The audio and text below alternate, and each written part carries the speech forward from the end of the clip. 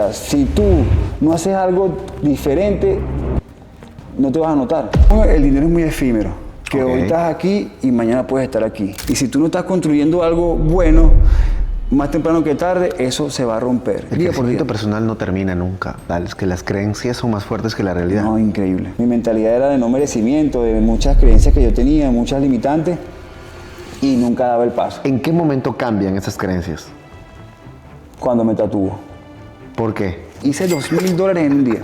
Hay muchos jóvenes inseguros ante mujeres o ante trabajos o ante situaciones y dicen, ¿por qué Jorge, después de hacerse un tatuaje, cambió su creencia? Y empecé a salir con chicas y chicas, pero llegó un punto en que ya cuando yo me quedaba solo en mi casa, yo me ponía a llorar. Jorge, ¿en qué momento entra la oscuridad de Jorge? Cuando me mudé a Miami. Tal como están, súper feliz de estar aquí en Hablando Entre Lobos, súper emocionado de poder entrevistar a una persona que justamente había ido a uno de nuestros eventos, pero no me he dado cuenta y he tenido bastantes seguidores y ahorita justamente antes de empezar ya nos estaba contando un poco de su historia, así que hoy tenemos un podcast más para ustedes. Todos ven la gloria, pero no saben la historia. Hoy día tenemos a Jorge Villaveses. ¿Cómo estás, compadre? Hermanito, agradecido de la invitación, de verdad. Jorge, todo lo que nos has estado contando de verdad parece que hubieras tenido como unas 5 vidas. Voy a comenzar con esto. Jorge, ¿cuándo comienza para ti el mundo fitness? Cuando tenía 17 años y yo estoy en la universidad no, en el liceo. Y a mí las niñas no me veían, o sea, yo era invisible. Y cuando me venían a hablar era para preguntarme por un amiguito mío. Y yo decía, tan raro, yo en esa edad no era capaz de entender por qué no, ¿sabes? No era como atractivo para las mujeres. Y una vez estando en educación física, a mí me gustaba mucho esa educación física, y yo estaba en un liceo privado, los 3 primeros, y cuando tú estás en un liceo privado, donde tú tienes unos padres que te cuidan, que quieren que seas educado, claro, esto, lo otro, y cuando mis padres se divorcian, no hay dinero, en esa época tú no entiendes de eso, de qué pasó, y me tocó ir a un liceo público, y en el liceo público es que esto pasa. Cuando yo llego al liceo público, era un liceo público donde se notaba que yo no era de ahí. O sea, como me comportaba, era el típico niño fresa. Y como típico niño fresa, había una niñita en el liceo que fue la única que me vio. ¿Que te hablaba? Que me hablaba. Y era de las más bonitas. Y yo decía, yo emocionado. Qué raro esto, decías de nuevo. Súper raro. Ok. Pero a los 2 días me llega una pandilla y me llega uno de los malandros del liceo para decirme que esa novia de él, que si me veía otra vez con ella, que me iban a entrar a golpe. Y yo, ¿sabes? Yo me quedé así, como nomás nunca le hablé. Claro. Nada. Y viene otro malandro del liceo y se entera de eso, y como tenía problemas con él, me dice, si te metes con él, te metes conmigo. Y fue como que me apadrinó. Pero yo no fui capaz de meterme con la niña porque yo no quería problemas. Claro. Estando en educación física, un día 2 de los compañeros de clase se quitan la camisa y veo que tienen los pechos así como marcados. Claro. Y todas las niñas como, yo le digo, yo me la acerco ingenuo y digo, ¿por qué ustedes tienen el pecho así, yo lo tengo plano? Le digo, no, es que nosotros hacemos ejercicio, pero yo también hago, ¿tú no haces ejercicio? No, pero en un gimnasio. Ahí escuché la palabra yo gimnasio, te estoy hablando del, pudo haber sido 17 años, 1999, 1998, porque en Venezuela hubo un paro petrolero y ahí fue donde yo me metí en un gimnasio. Ok. El punto fue que ellos me invitan al gimnasio y cuando yo llego y yo veo el poco de hierro, es una cosa súper, y agarro yo una pesa y yo no podía levantarlo. No, quitarle los pesos, ni con la barra podía. Y yo decía, no, y uno tiene que hacer esto, sí, todos los días. Y yo decía, no, o sea, para yo tener eso, de verdad tengo que hacer esto. O sea, mi mente era como que, yo, bueno, si es lo que tengo que hacer, yo lo voy a hacer.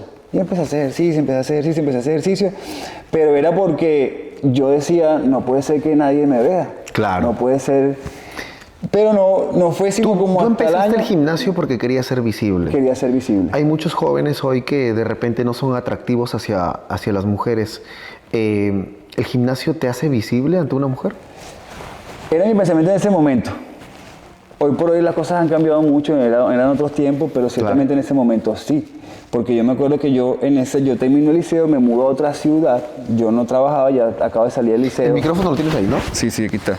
Yo Okay. trabajaba, yo no trabajaba y no tenía para un gimnasio y nada, y yo decido irme, no había unas vacaciones donde una tía y había un paro petrolero en Venezuela, no había gasolina.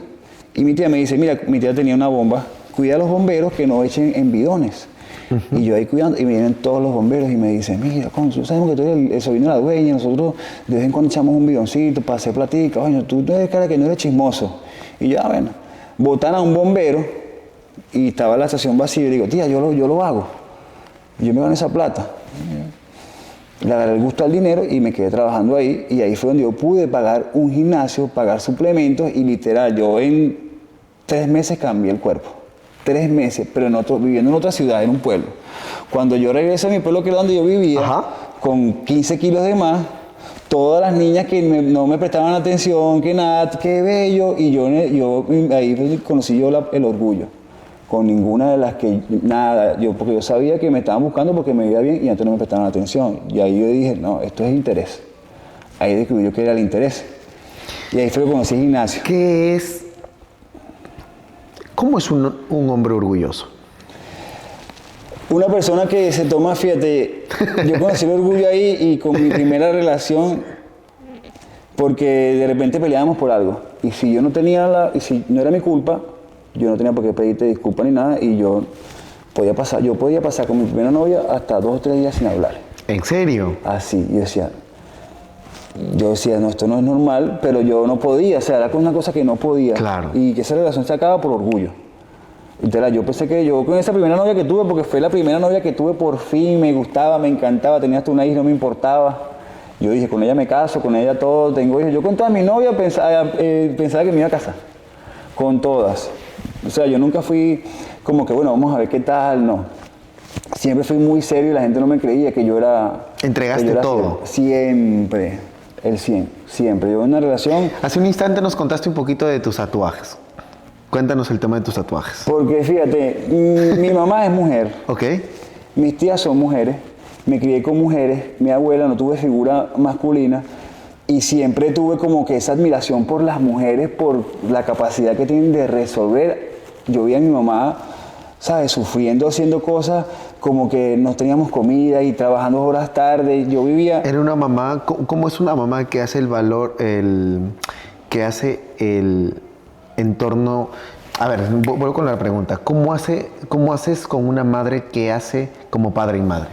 Bueno, fíjate, mi mamá, por fortuna, cuando se casa con mi papá, retoma la carrera. Mi mamá es abogado de profesión. Y cuando ellos se divorcian, mi mamá empieza a ejercer. Pero obviamente al ejercer nos quedamos solos en la casa y mi mamá tenía que trabajar todo el día y nos quedábamos solos en la casa. Entonces, claro, yo tuve que aprender desde muy pequeño a cocinar porque nos portábamos muy mal. Obviamente, recién divorciada, padre divorciado, la rebeldía, nos ponía una señora de servicio y mi mamá después, no, usted se portó muy mal, nadie lo quiere cuidar. Tiene que aprender solo. Mentira, era que no había dinero para pagar a la señora que nos cocinara. Me tocó aprender a cocinar, me tocó aprender, pero yo veía como mi mamá, ¿sabes? Todas las mañanas rodaba, viajaba 1 hora a una ciudad, regresaba y yo sentía que mi mamá no era feliz.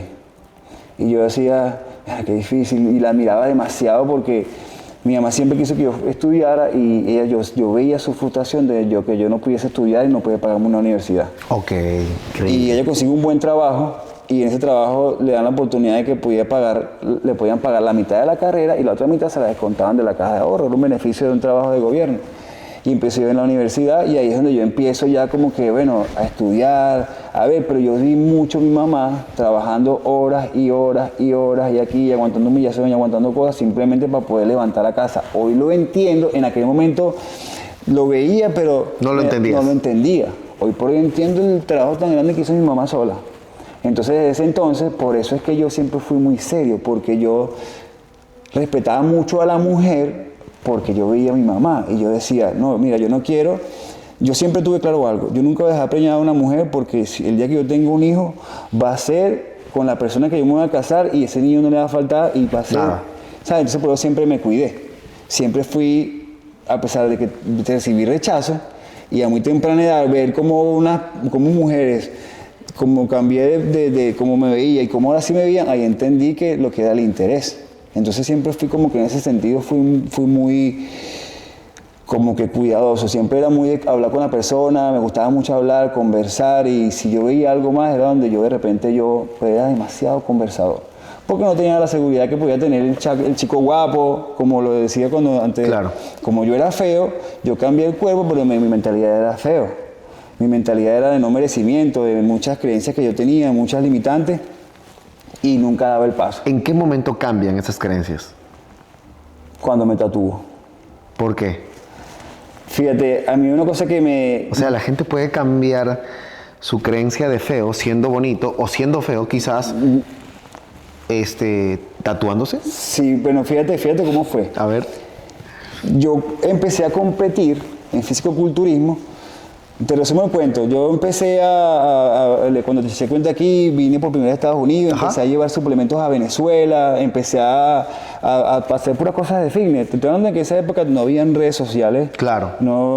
Todo era súper orgánico. Venía, traía, vendía. Boca a boca. Sí, y logré tener el cuerpo, cuando tú compites, es milimétrico. O sea, tú ves una foto mía que te la voy a compartir de esa época y parecía un muñeco, así, dibujado. Pero con todo y que me veía así, mírate, mucho gusto, Renzo, hoy. Pasaban 2 semanas, mucho gusto, Renzo, y la gente no se acordaba de mí. Yo decía, no puede ser que la gente no se acuerde de mí. Y siempre hacían bromas en grupo de la gente que era cara común. No, esa gente que es cara común. Y yo soy cara común porque a mí la gente no se acuerda de mí. Y yo, no, definitivamente, si yo quiero sobresalir. Yo tuve un profesor que me dijo algo en mi último semestre que eso se me quedó grabado en la cabeza. Y nos dijo, ustedes ven la playa, arena. Eso es arena por todos lados. Hagan de cuenta que ustedes son un grano de arena en el mundo. O sea, si tú no haces algo diferente, no te vas a notar. Porque en un mundo donde hay tanta arena, tienes que hacer algo diferente. Si no buscas la manera de sobresalir. ¡Qué loco! Yo dije, wow, es verdad. Somos un punto en el espacio. Cierto. Tanta humanidad. Y me vino a la mente ese profesor. Yo dije, claro, es que sí, mira, un cuerpo, bueno, ya, y con todo y que en esa época no había tanta gente con cuerpo. Claro. Ahorita ya tener abdominales es lo más normal de la vida, ya no es novedad. En esa época, con todo y que me veía bien, pasaba eso. Y yo dije, no, definitivamente necesito tener algo diferente.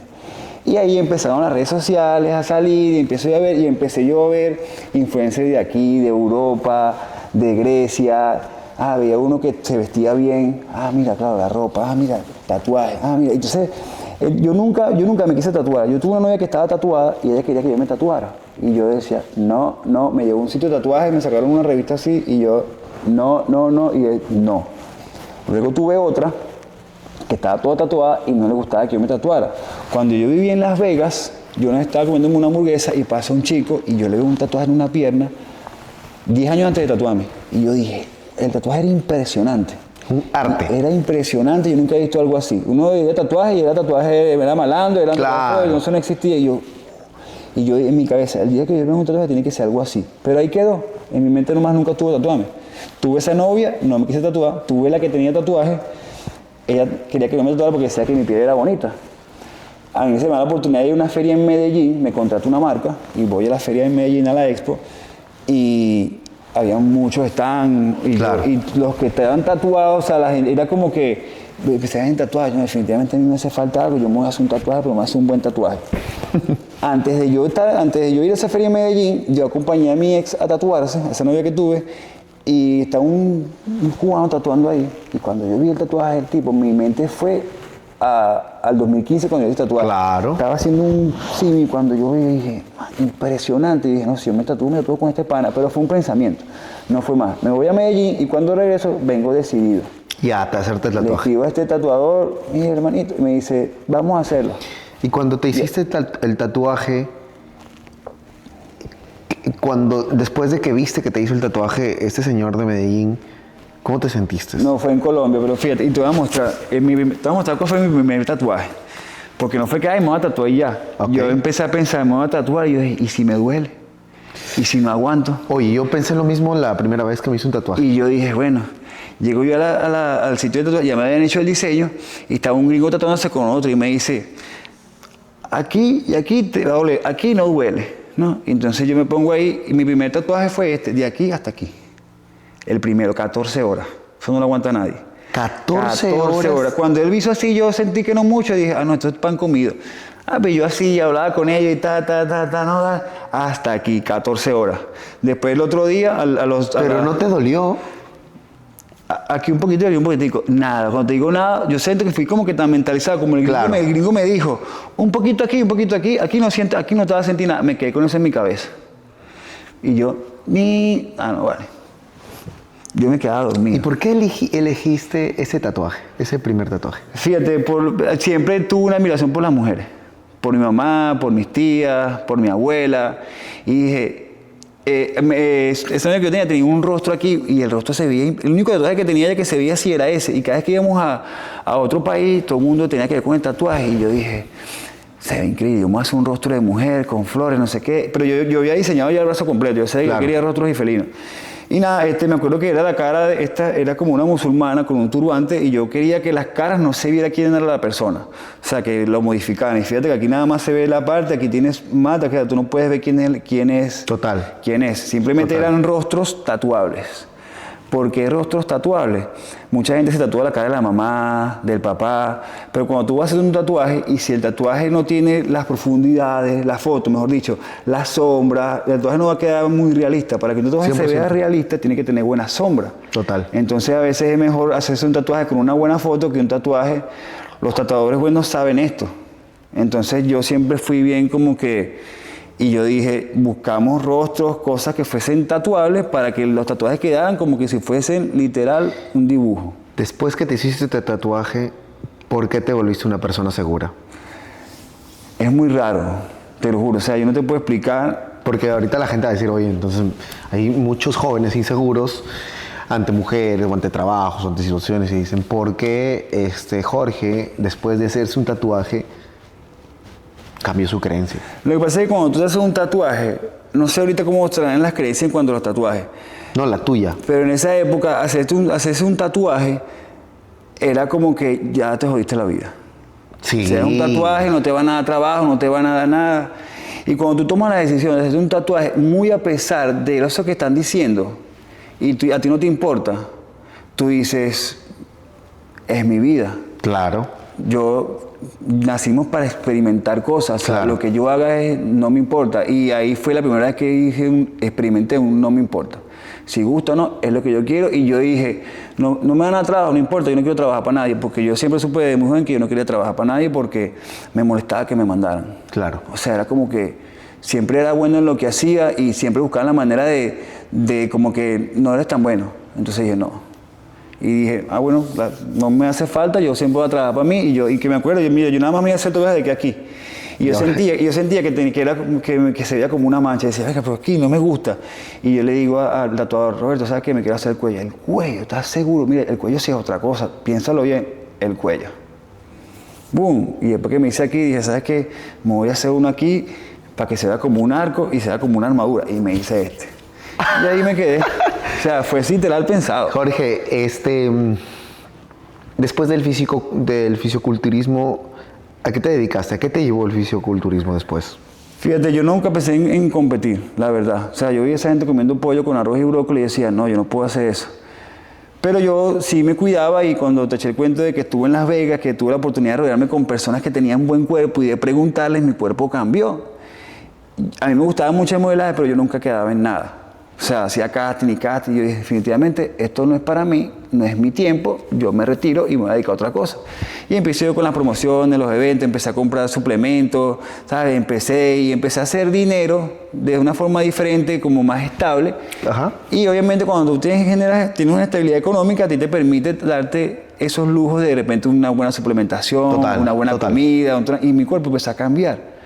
Irónicamente me empezaron a llamar sin hacer casting para hacer comerciales, me empezaron a llamar y yo decía, claro, ya tenía un buen cuerpo y para la época no había mucha gente con buen cuerpo. Y me dicen que si yo no quería competir, y yo le digo que no, porque a mí no me gusta eso de hacer dietas, de pollo con bolo, y me dice, no, esta es una categoría nueva, se llama Memphis y es con chores, playero, así como estás, no tienes que hacer mucho. Y yo, no, si es así, y lo bueno es que si compites, puedes entrar en la selección, y si entras en la selección te pagan los viajes, te dan comida, y yo dije, viajes gratis y comida, voy a hacerlo. Me meto en la competencia y faltando 3 días para la competencia, me veo un preparador, porque para estas cosas de competencia hay un entrenador, un preparador, entonces todo un protocolo. Y me ve así arriba abajo y me dice, les falta dieta. ¿cómo estás comiendo? Yo, no, esto, así, así, así. Y yo tengo una entrenadora y me dice, esta semana vas a comer solamente pollo con brócoli. Los 4 días, y yo amo los carbohidratos, o sea, claro. los amo. Yo, ¿qué? No puede ser, pero ya faltaban 4 días, bueno, ya no me voy a echar para atrás. Voy a hacerlo. El primer día fue horrible. El segundo día, ¿yo para qué hice esto? Pero ya faltan 2 días, ¿qué tanto? El tercer día, faltando 2 para la competencia, me dicen, mira, hoy nada más vas a tomar 1 litro de agua. ¿Cómo así? No, sí, porque hay que bajar el agua para que la piel se pegue al músculo. Y mañana nada más medio litro. Y el día de la competencia no tomas agua. Yo no tomo agua y nunca había extrañado tanto el agua como en esa oportunidad. Y que yo llegué el día de la competencia, yo parecía un muerto. Yo te voy a pasar toda esa foto para que los veas. Yo parecía un muerto. Tú ves esa foto y tú dices, este pana se muere mañana. La grasa así bajita y dije, no, que sabes que no compito más. Me montó en tarima, yo no era el de mejor cuerpo, pero como yo venía de fiesta, de bailar en 15 años, esto tenía mucha actitud, en actitud me los llevé a todos y ganó la competencia. Yo nunca pensé jamás que iba a ganar una competencia, jamás. O sea, ganaste. Nunca pasó. ¿Cómo te sentiste ganar? Marico, fue como que, de verdad, o sea, nunca había ganado nada en mi vida. ¿Qué se siente ganar? No, o sea, una experiencia que tú dices, una cosa y me hizo la satisfacción. Yo más allá del ganar, que tú salgas y la gente grite tu número, el 23, gente que no me conocía. Yo decía, mierda, ¡hey! Y yo ahí no joda, la vibra del público que no me conocía. Y para mí fue como que, wow, pero gano la competencia y digo, no compito más. Después de una competencia, lo primero que hacen es ir a comer y es comerte la vida entera. Tanto tiempo así en déficit. Sin comer, claro. No, eso, mira, pues eso me hace un poco solamente hablar de los desbalances hormonales que puede tener una persona por culpa de las competencias. O sea, eso es un tema que yo pocas veces lo he tocado. Y acá hay una pregunta importante. Hay personas que compiten para el tema de fisiculturismo. ¿Eso quiere decir que ellos van contra la salud para poder ganar? Sí, pero cuando lo estás haciendo, no es que van contra la salud, pero ciertamente sí. Porque fíjate, sometes a tu cuerpo a extremos que no son sanos. A mí cuando me hicieron el chequeo en la selección, para tú entrar a una selección te hacen un dopaje, que no puedes usar esteroides. Claro. Pero después que tú pasas a la selección, te hacen el doping. Yo me acuerdo que eran 5 competencias, de las 5 gané 3 y entró en la selección. Yo no iba a competir más. Cuando me dice que me van a pagar viajes y comida, dije, ok, yo compito. Competí. Claro, te convencieron por un gancho. En la última competencia me hacen el doping y obviamente no iba a salir positivo porque yo no había usado nada de esteroides. Cuando ya me toca viajar a Bolivia, viajo a Bolivia, compito en Bolivia, quedo de tercero. La diferencia entre el primero y yo era notoria. Después me sale una oportunidad de ir a competir en Brasil. Y me dice, mira, ahí sí juro tienes que puyarte, tienes que usar esteroides. Porque eso ya es alto nivel, no sé qué, tal. Y yo, bueno, dale, ¿qué voy a hacer? Y me acuerdo que me mandaron un montón de cosas así. Yo no sé nada de este tema. ¿Qué son los esteroides? Los esteroides son anabólicos, son sustancias que las personas usan para potenciar los resultados de manera artificial. Como si voy a hablar, es como una droga, es como si fuera... Es como una droga, es prácticamente... Es como la cocaína que algunos los pone así. Sí, pudiese ser, es como... Sí, o sea, es como cuando tú tienes... La mayoría de los hombres hoy por hoy tienen los niveles de testosterona muy bajos. Por eso no construyen masa muscular, por eso no tienen energía, por eso están desmotivados. Es un tema hormonal. Cuando tú usas estos químicos, obviamente eso te potencia muchas cosas. En ese momento yo era muy ignorante. Esa es la ventaja del esteroide, que te potencia. ¿La desventaja de los esteroides? Mira, se te puede caer el cabello, acné. Hay gente que en competencia se han caído en competencia por el abuso de esteroides.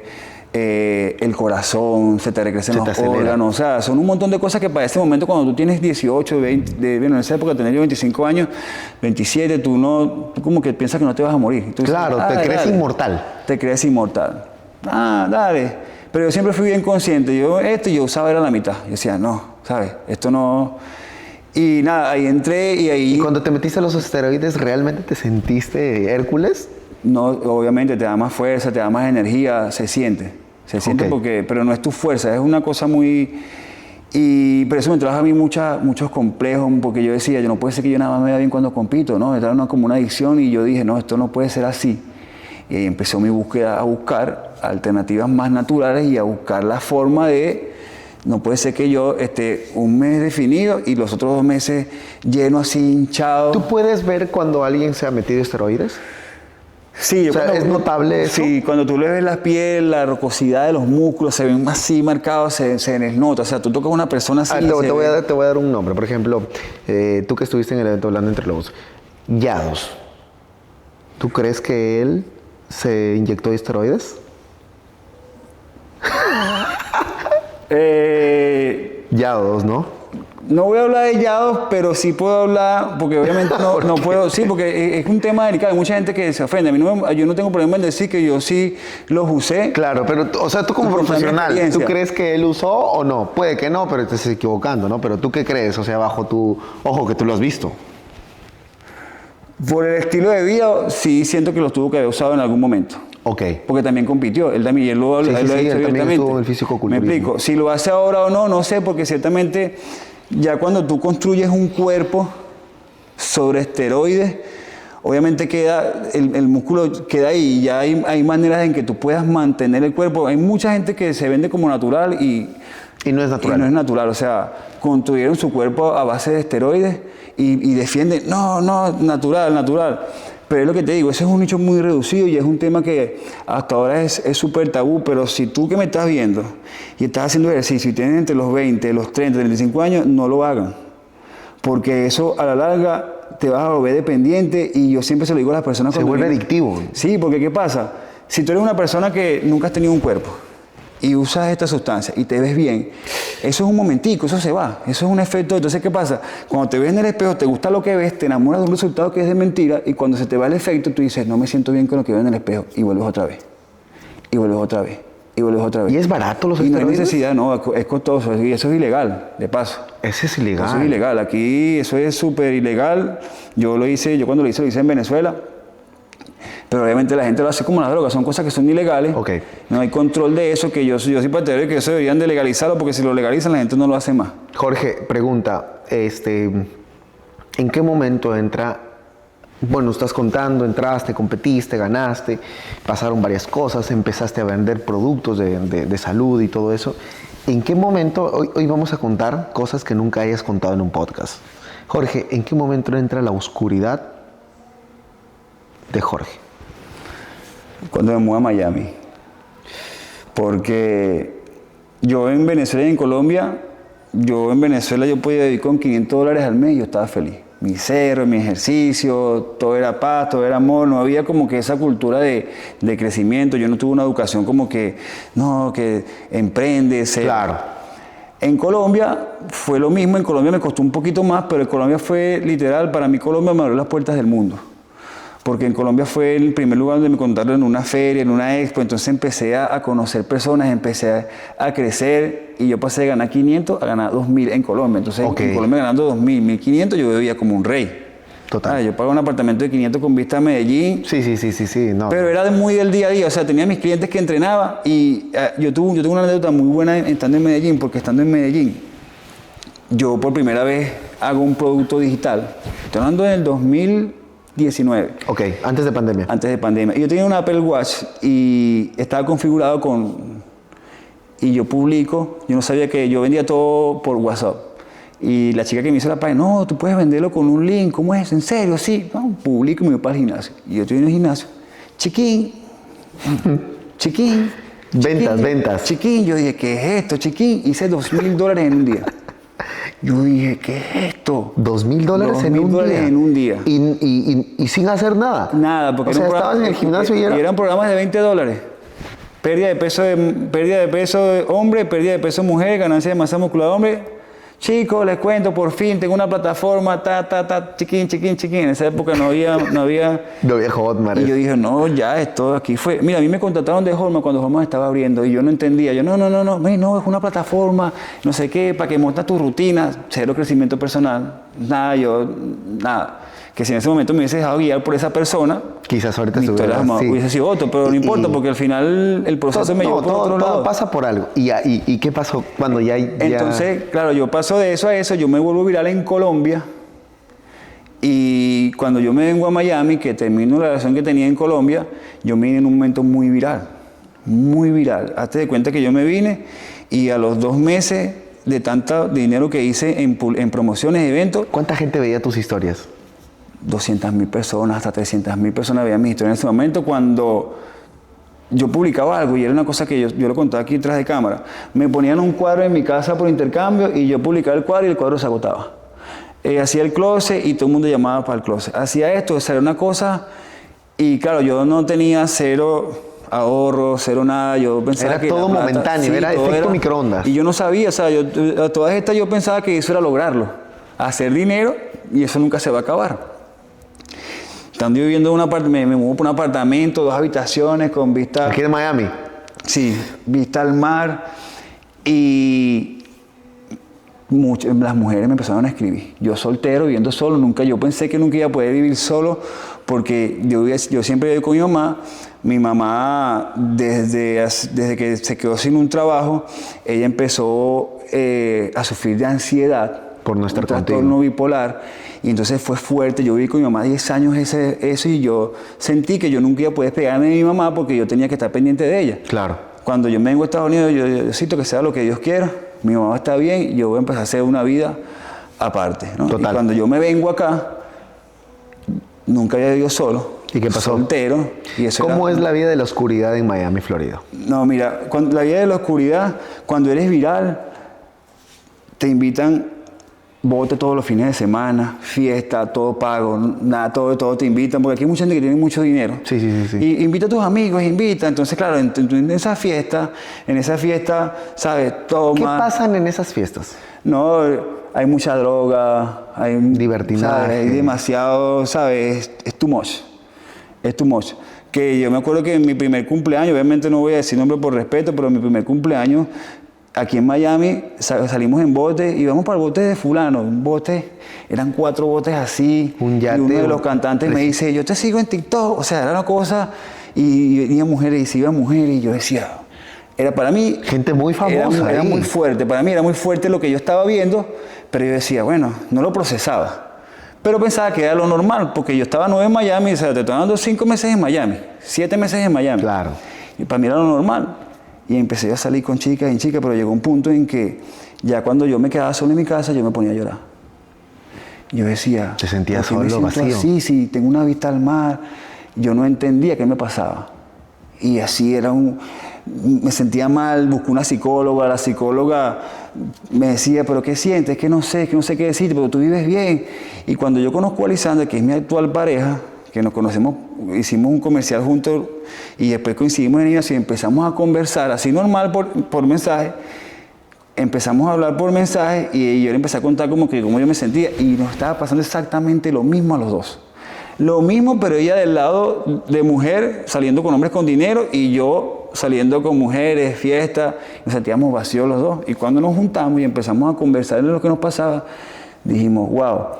Empezamos a salir, empezamos a conectar más. A ella no le gustaba como que el atardecer, nada de eso, ¿sabes? Yo era muy conectado con la naturaleza. Empezamos a salir, y juntos, ella fue como que la que nos sacamos juntos porque lo estábamos en el hueco. Ah, los dos estaban en el mismo mundo. Los dos estábamos en el mismo Jorge, mundo. ¿qué aprendiste de ese mundo? Que el dinero es muy efímero.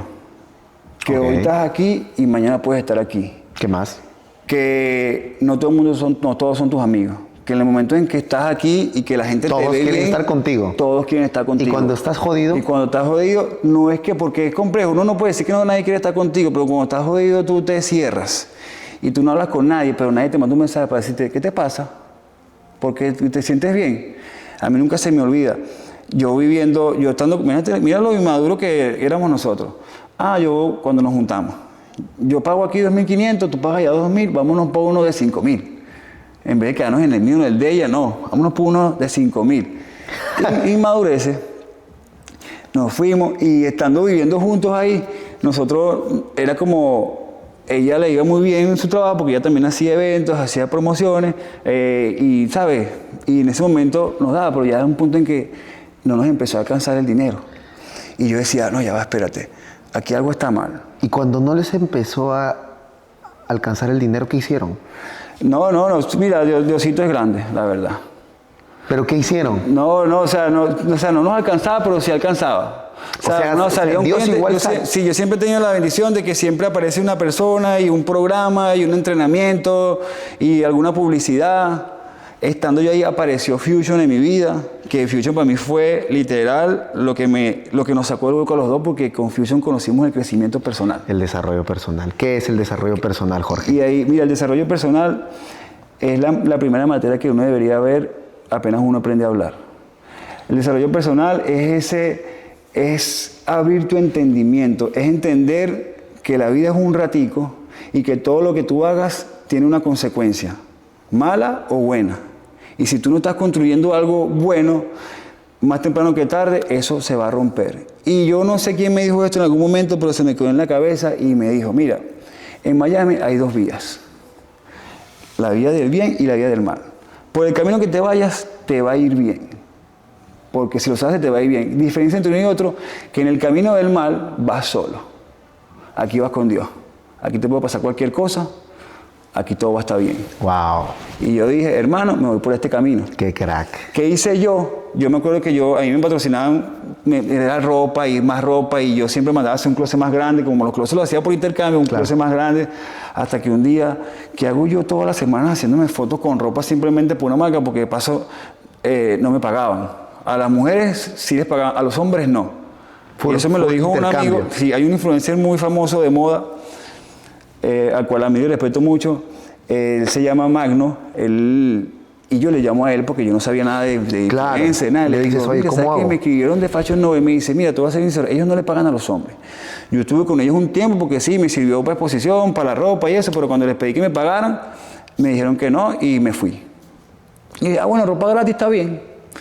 Pero entonces me mandaban 20 piezas de ropa al mes y cada vez era más ropa y yo iba haciendo fotos, me hacía la foto, pero la ropa ni siquiera la usaba, nada más para la foto. Y dije, no, llegué a un punto de quiebre que llegué a mi casa, saqué toda la ropa, zapatos, todo lo que tenía, porque empecé a comprar zapatos caros, que yo nunca me iba a comprar zapatos caros. No, empezaste la brutalidad financiera. La brutalidad financiera. Regalé todo y dije, ¿sabes qué? Dejé de seguir a todo el mundo. Ahí fue donde me di cuenta de dónde estaba parado. Dejé de seguir a todo el mundo y nadie me dijo nada, la gente se lo tomó como personal. ¿Y a este qué le pasó? Solamente una persona me llamó. Me dice, bebé, ¿qué te pasó? Que me dejaste de seguir a todo el mundo. A mí me llamó fulano, le expliqué, mira, estoy pasando por un proceso, ¿sabes? Un despertar, no me siento bien, no me siento cómodo con lo que estoy haciendo. Y empezó mi cambio, mi transformación, pero nadie me escribió. Ninguno de mis amigos, más nadie me invitó para ningún lado, más nadie, nada. Yo solo con Lisandra, nadie sabía lo que estábamos pasando. Era ella y yo solita en nuestro camino de crecimiento. ¿Y cuál era la única que estaba? Fusion. Capacitación, ahí fue donde yo aprendí y vi, era como que esa luz. ¿Cuánto tiempo pasó de Fusion para que vayas al evento el último evento que hubo? ¿El de ustedes? Ajá. 1 año y medio. 1 año y medio después. 1 año y medio, 1 año y 8 meses máximo. Pero fíjate qué pasa. La industria de la red América, hablo de Fusion porque es la que conozco, como la barrera de entrada es muy baja, tienes mucho conocimiento y mucho valor, pero como en cierto modo es gratis, no lo valoras. No lo valoras. Y cuando fuiste al Hablando Entre Lobos y te costó... ¿Qué me molestaba? Porque eso no fue el primero, empecé a ir a muchos eventos, a muchos, o sea, todo lo que iba, yo iba, me metía a internet, y me decían lo mismo que me decían en Fusion, y yo decía, y me daba rabia, me decía, pero esto ya me lo dijeron, entonces uno siempre estaba como que buscando cuál era el secreto, Claro. Y no había ningún secreto. Yo decía, claro, a todas las personas que hacen productos digitales, que hacen eventos, lo llaman vendehumo. Sí. Y yo decía, claro, ahora entiendo por qué lo llaman vendehumo. Eso es un honor que te llamen vendehumo, porque ¿qué es el humo? El humo no lo puedes ver. La fe no la puedes ver, la tienes que sentir. Cuando te llaman vendehumo es porque algo que no es tangible. Y si tú no te lo crees, no lo vas a lograr, porque la gente no cree las cosas. Si yo no hubiese conocido a Sergio y yo no hubiese visto a Sergio lograrlo, yo hubiese pensado que eso no se podía. Claro, Sergio Carta, ¿no? ¿Me explico? Saludos para Sergio Carta. Por él fue que yo vi, porque yo vi de dónde venía y yo lo vi, yo lo ayudé, le hice publicidad, yo vi cuáles eran sus dolores, yo vi y es un lo crack, que pasó. Y es un crack, y ahorita está en un nivel... Y yo dije, muy interesante. Que de hecho por él llego al evento de ustedes. De Hablando Entre Lobos. Y yo dije, Alex Day, yo voy para allá porque Alex Day fue la primera persona que yo vi, porque yo era una persona que yo pensaba que yo no podía vender. Yo decía, no puede ser que yo haga una publicación promocionando un vaso y todo el mundo compre el vaso y que yo muestre mi sobre y nadie me lo compre. ¿Qué está pasando? No puede ser. No puede ser, no puede ser. Y empiezo yo a meterme quiénes son los mejores de venta y me salió de primerito en YouTube y empecé a ver videos de él. Mira, me pasé toda la noche con un cuaderno ahí anotando. Tan. Cuando dije que tal, lo quiero ver en persona, a ver si en persona es como se ve en la misma persona. Yo dije, y ahí vi a otras personas, vi a Sergio, que increíble la evolución que ha tenido Sergio año tras año. O sea, claro, más se ve el crecimiento. Se nota demasiado en su manera de hablar, en su manera de expresarse. Y Sergio siempre hablaba muy bien. Claro. Porque siempre, cuando él me invitó una vez a un negocio en el 2020, y hicimos yo hice un llamado de acción y entraron 300 personas en un Zoom, y la manera en que Sergio hablaba, yo decía, yo quiero hablar como Sergio, con esa seguridad. Claro. No la tenía yo en ese momento. En ese momento yo le daba más el físico, me reía, ¿sabes? No había como... Y empecé a ir a los eventos y empecé a interiorizar. De hecho, mira, yo me la traje hoy porque, mira, yo tengo este cuadernito, yo lo conservo porque yo... ¡Wow! Se montaba, cada persona que se montaba ahí, yo prestaba mucha atención. Mira, aquí, mira dónde la abrí. Jorge Lisa. ¿Dónde estamos? En la casa de Jorge Lisa. Dime, ¿casualidad? No, obvio hermano. No. Y yo empecé a notar, mira, ¿y quién fue el otro que me llamaste? Aquí está lo que me dijo, lo que saqué de Yado, lo que saqué de Jorge Lisa, lo que saqué de Daniel López, de Sergio Carta. No, qué impresionante. Lo que saqué de Cristian Villar, lo que saqué de Paul, que con Paul hacían siempre para que hicieran preguntas y yo no era capaz de preguntar. Y quería preguntar cosas y la pena no me dejaba. Y dije, no, yo tengo que preguntar. O sea, esto es una prueba para mí. Y preguntaste a Paul Pinzón. Y le pregunté a Paul porque Paul fue la persona que él mostró un cuadro en Miro, hoy entiendo que es Miro en esa época, y vio las gráficas y esto, y explicó lo que era un sistema. Yo, claro, y si tú ves mi cuaderno y en la mayoría, en todo dice la palabra sistema, y aquí delante soy hijo de Dios. Ese es mi cuaderno. Y yo anoté los puntos claves y dije, claro, que yo no estaba haciendo esto, yo no estaba haciendo esto. Yo pensaba que lo estaba haciendo y mira, aquí está tu esposa, Kate, el día 2, Renzo. Meta, o sea, fue como, ¿sabes? Y entonces yo de vez en cuando lo reviso y cada vez que tengo Jorge, un taller... Tú que pagaste tu entrada para Hablando Entre Lobos, ¿sientes que pagaste y recibiste lo que te ofrecimos o se te dio más? No, fíjate, esto no te lo conté y qué bien que lo dice. Recibí mucho más porque tenía la oportunidad. Una cosa cuando tú ves a alguien en redes sociales que te monta un post y bueno, puede ser que la persona conecte, pero ver a la persona en vivo la energía no miente. Y cuando una persona se va a un stage y tú le das la mano y tú le hablas, tú puedes sentir, claro, tú puedes ver. La energía. Sí, y para mí fue increíble. Y algo que te quería comentar, al día siguiente, Lisandra estaba cansada y no, como que Lisandra no, yo no voy a ir, amor. Bueno, yo sí voy a ir. Yo voy a hacer, yo me voy a meter en mi baño frío, yo quiero ir a ver la meditación, porque yo ya estaba ahí a rato intentando meditar. Claro. Una vez me lo logré un poquito, pero no... No conectaste. Sí, no. Y ese día dije, bueno, siento que también como fui solo, no fui con Lisandra, y como cuando estoy con Lisandra nos entretenemos entre nosotros dos. Y llegué un poquito tarde. Porque el día 2 es el más top. Sí, llegué un poquito tarde y me dio pena, porque entre que iba y que no iba, yo dije, no, yo voy. No importa si llegué tarde, dejé hasta el short, dejé para meterme en el hielo. No me llevé toalla, no llevé nada. Dije, no importa. Estaban dando unas toallas ahí. Mira, ya tengo toalla, no importa. Si se dan calzones me meto en ese frío. Y entro en la meditación y yo dije, me voy a concentrar ahora y empiezo. Y empiezo yo y empecé todo a hablar y yo ahí concentrado, la respiración, me acuerdo de respiración. La respiración holotrópica. Respira, aguanta el aire, no te vas a morir. Y yo nunca he aguantado tanto tiempo la respiración. Y llegó un punto, porque yo meses atrás, buscando respuestas, hice ceremonias de hongos y, ¿sabes? Y experimenté como todas estas cosas. Y yo ese día experimenté lo que experimenté con los hongos sin nada. Yo dije, wow, pero fue la primera, hice dos ejercicios. Sí. En el primero, o sea, pude ver muchas cosas que yo dije, wow, como que increíble cómo con la respiración te cambia todo. Y ese día yo siempre promuevo la respiración por el ejercicio, pero nunca había experimentado lo que es una respiración controlada y llegar a un estado de meditación a través de la respiración. Eso a mí me voló la cabeza y empecé a practicarlo en la playa. Yo vivo en la playa. La respiración holotrópica. Y empecé para dormir. Y después vi un artículo que los Navy SEAL cuando están en guerra, el modo que usan para dormir. Y yo dije, ¿esto será verdad? Me quedaba dormido. Hacía las respiraciones profundas. Qué crack. Es una cosa y me quedaba dormido. Yo nunca he tenido problemas de sueño, gracias a Dios por eso. Cuando no puedo dormir, me acuerdo de eso, respiro, aguanto el aire, boto, respiro, aguanto lo más que puedo y llega un punto que estoy dormido y no me doy cuenta. Qué impresionante. Y luego te metiste al hielo. Y luego me metí al hielo, nunca he durado más de 3 minutos en el hielo. Pero como había, para que tú veas cómo funciona la gente, cuando tú prendes una cámara, cuando hay gente, tú sientes que no puede fallar. Claro, es el entorno. Sí. Eso que se cree en este tipo de eventos de Hablando Entre Lobos, Jorge, déjame decirte, lo que se cree ahí es contexto.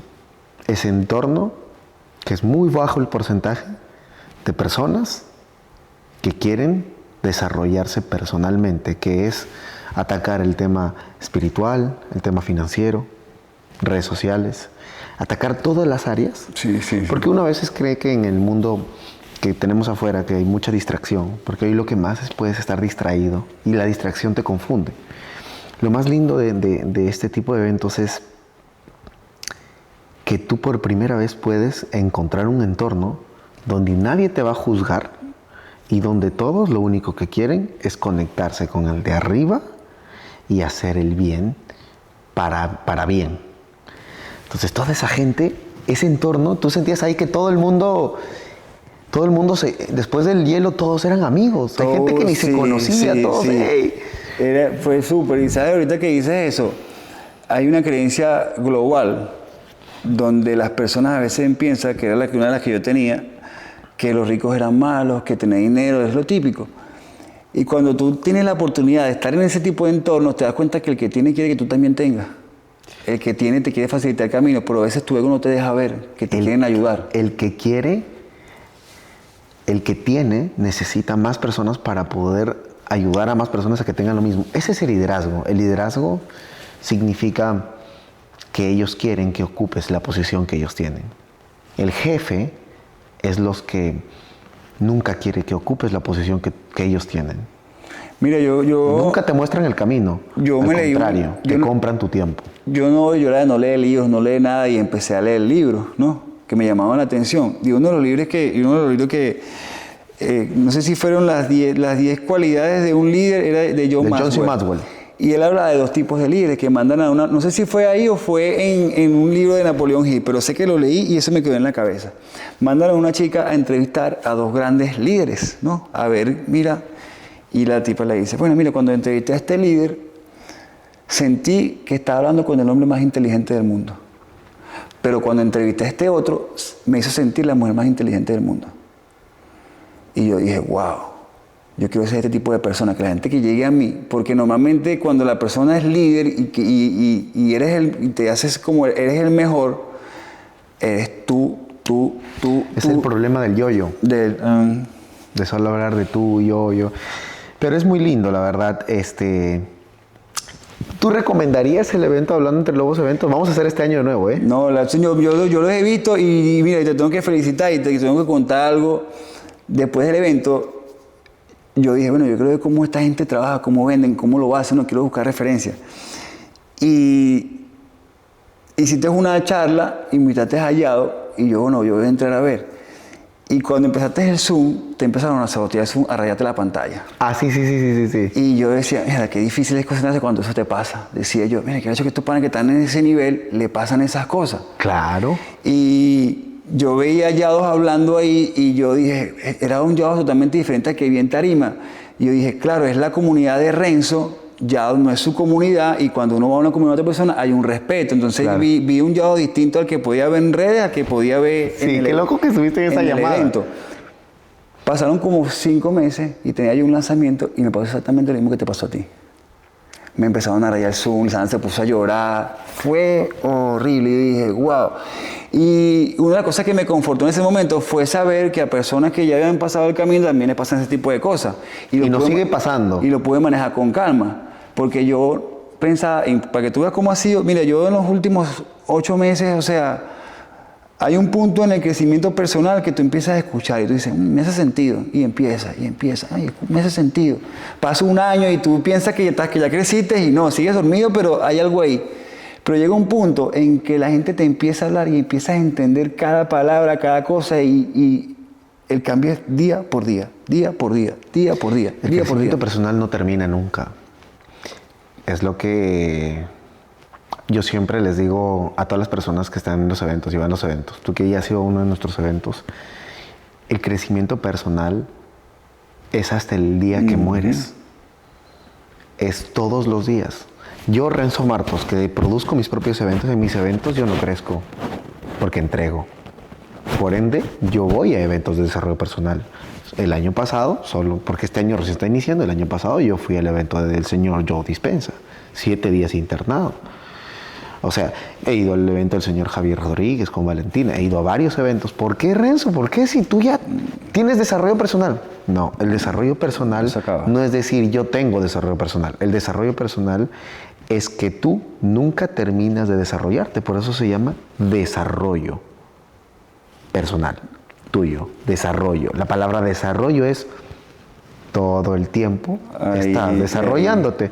Porque la misma persona que eres hace un año, que estábamos en el evento, no es la que está hoy sentada. No, mira, yo creo que yo me acerqué a ti, yo lo voy a saludar con pena.